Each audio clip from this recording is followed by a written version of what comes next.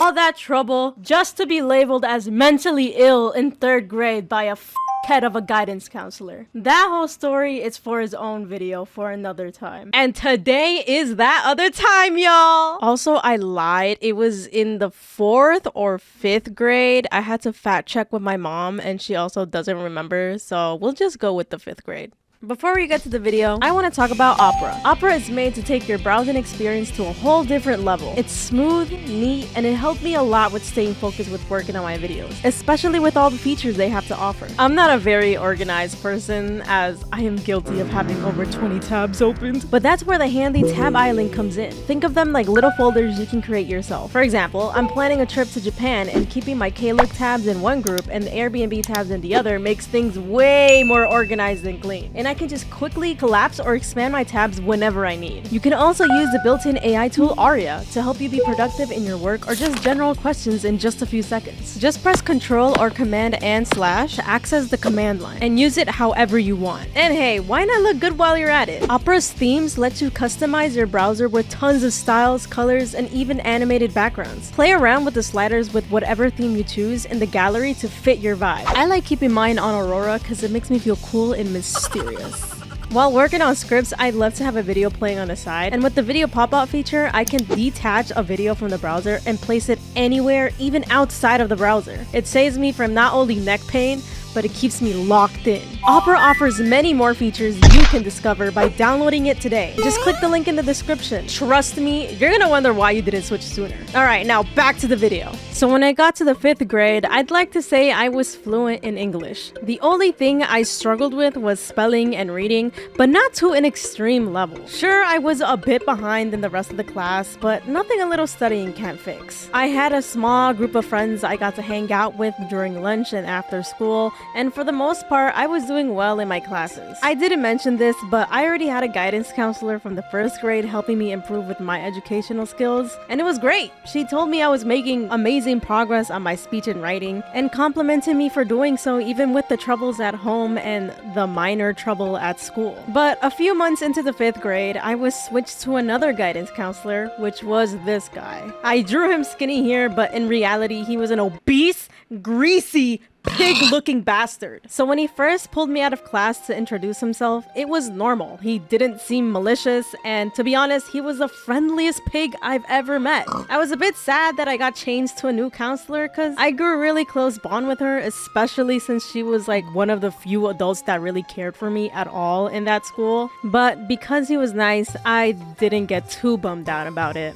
So during the beginning, he would pull me out of ELA class, give me tests on English, practice my pronunciation and all that stuff. I guess all the regular things you would do with a new student to get to know him. I don't know. And a few weeks later, he told me I was failing his tests and I needed to practice more or I'll get held back from graduating elementary. I was so surprised to hear that. My old guidance counselor said I was doing good in our sessions and in my classes, so how is it that I'm in the verge of failing so suddenly? It really did not make any sense to me. I would ask him, what is it that I'm failing on? He just dismissed my question and told me he's going to start picking me up during ELA or math class and sometimes during recess. And instead of it being a short 30-minute session, it turned to an hour. I literally had no time to process this because he only has been seeing me for a couple of weeks, and now I'm getting picked up from not only one class, but 2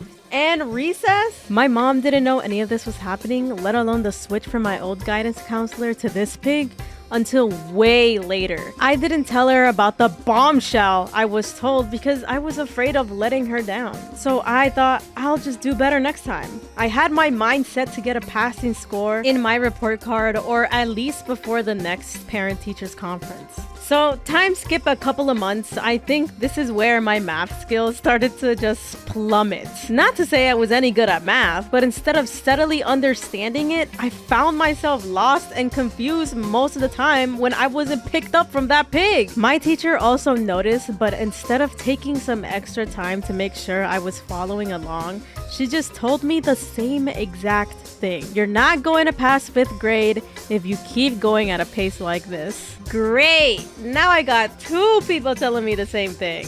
My teacher had commented to him that I wasn't doing good during her math classes, and instead of her saying, well, maybe don't take her out during math, she just gave him the classwork and homework.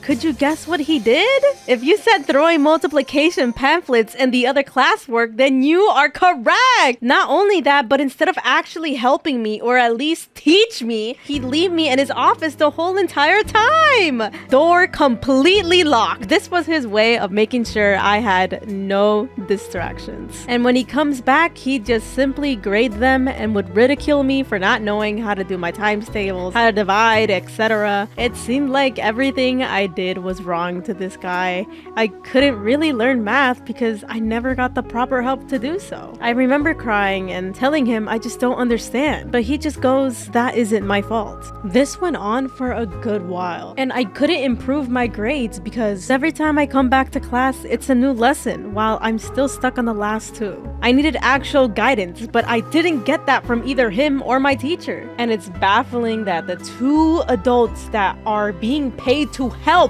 students aren't even doing that. Then the parent-teachers conference rolled around. I couldn't keep the promise I made to myself, and I was dreading this moment. So my teacher was telling my mom about my bad grades and how I couldn't concentrate in class, and asked her if I was distracted at home. And she answered no. She was confused on how in the span of 6 months, I went from passing all my classes to being on the verge of failing. So then the dumbass teacher asked me, Perla, what is making your grades lower? As if she gives a shit. And I finally spoke out about my guidance counselor. I told them everything. My mom was so mad. She demanded to bring in the guy and the principal.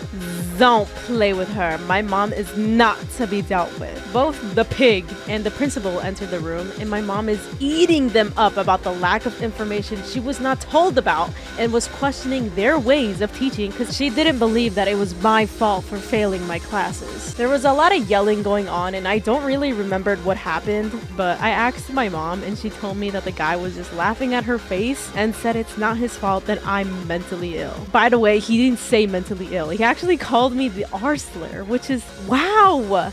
What a guy! During the whole meeting, he was basically being extremely unprofessional, and she had enough. She said that she's going to sue the school for educational abuse because both of them neglected my developing kid brain. But my principal pleaded my mom not to sue because she did not want all that legal trouble. And she even promised my mom that she would fire the guidance counselor and make an exception from my report card. Meaning this report card won't go in my official grading. Yeah, my school was terrible. Unfortunately, no one was sued. Who knows if he continued to do the same thing in another school and is doing this to different kids. But truthfully, I really hope he's dead. Like, I really hope he's like dead. Like, fuck that guy. Why he had one-sided beef with me?